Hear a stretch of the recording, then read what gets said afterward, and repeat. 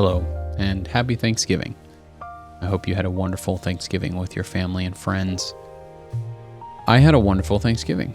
It was a bit disjointed and unexpected. We had some unexpected things and some not amazing things. You know, we have unfortunately the end of a beautiful life that's approaching, and that's a hard thing to go through on the holidays. But it's one of those just. It's hard to say goodbye to anybody for sure.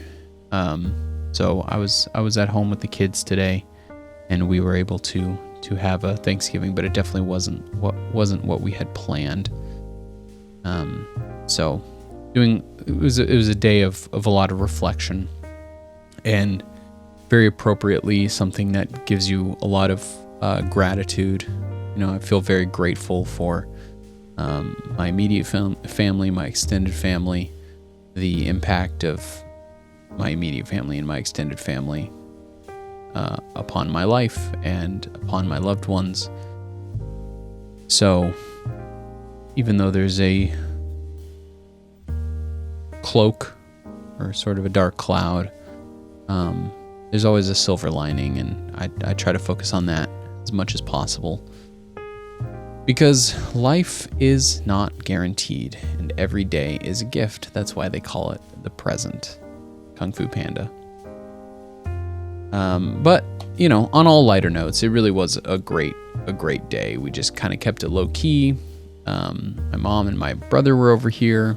We made some Thanksgiving type food, some stuffing, a ham and potato casserole, some biscuits, and quinoa salad that was really yummy, quinoa kale salad, and of course pumpkin pie, my personal favorite. Which pumpkin pie is controversial. There's a lot of people who don't like pumpkin pie. To me, pumpkin pie is central to the Thanksgiving experience, and I love it. And Caden, this was his first time trying pumpkin pie, and he and I shared a few pieces, and he was immediately hooked. So it was like one of those, you're my kin, a fellow pumpkin pie lover, because I go nuts for pumpkin pie. I go nuts for stuffing too, which is also a controversial Thanksgiving Day food. I think stuffing and pumpkin pie are like my top two favorite Thanksgiving foods. I like turkey. Turkey is just such a commitment, you know, because like turkeys are huge and there's so much turkey, and turkey's kind of a dry meat, you know. It's not really something you can eat by itself. It's hard to keep it moist. At least in my experience of eating it. I've never personally cooked a turkey, so maybe that's a shots fired statement. But I enjoy turkey. I don't make it. So my family traditionally has done ham. My mom's not a turkey person, so we do ham. I love ham.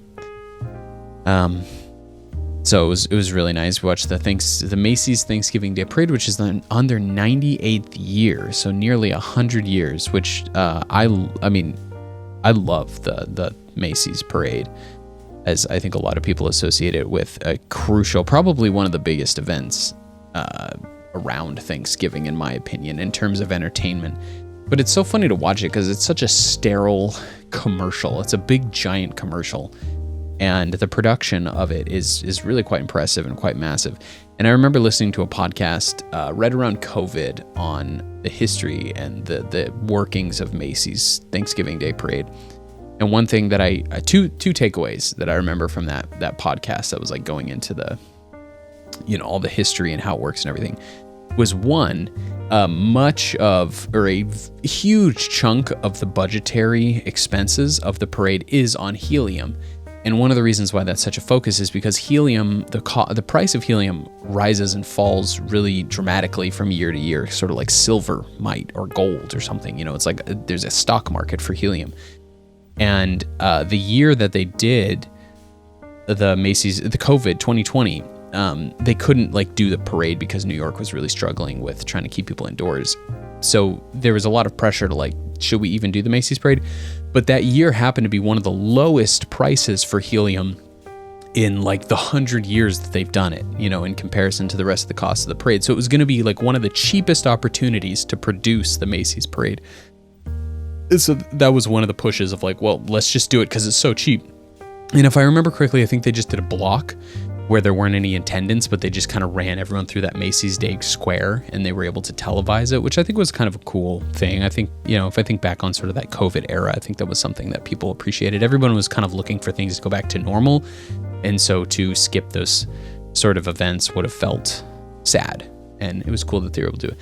The second takeaway from that podcast was that all of the Macy's Day, they're not volunteers. I think they're paid, if I remember correctly, but they are all traditionally either they started out as all employees of Macy's. That was the people holding the balloons, putting on the parade, building the floats, everything. And as it's expanded, that tradition still holds true. All of the people that you see walking in the parade, minus the bands, and performers and all that obvious stuff, but like the people holding the balloons who are running the floats, those are all still either employees of Macy's or family members of Macy's, and family members of employees of Macy's. So it's kind of exclusive. Not anyone can just go work for the parade specifically. You have to be a Macy's associated employee or family member of some. And I think that's pretty cool because when you look at how many people it takes to put on that parade just itself, I assume the production team is not Macy's, I guess they are sort of Macy's employees, but just having worked a lot of productions and events before, and seeing sort of like the behind the scenes of how you put on something of that scale, it's really impressive. Doing anything in New York, I had the same thought because I was watching some videos recently with Caden on the New York City Marathon. And it's just like, man, to get all the permits to close off the roads in a city that big is such a huge endeavor. And then when you think about also like coordinating the acts for the parade and coordinating the televised camera work and the security and the sort of like guest wrangling and all that, it's really quite cool. It's one of those, almost like a feat of human organization. It's really, really fun. So I enjoyed watching that. Then, of course, it was football all afternoon, which I used to be somebody who was into sports and football back when I played football. But now I went through several years in college where I didn't have TV, and that really got me out of sports because once you stop following it, it's kind of like, it's hard for me to care, and that kind of still remains to this day. So really thankful for today, really thankful for the people in my life, really thankful for the situations and the things that, I'm a very privileged person. It's hard for me to look around my world and my life and everything that I have and not feel some gratitude and some thankfulness. So here, it was a long fun day with the family. And I hope you had a great Thanksgiving, and I'll see you tomorrow. Thank you.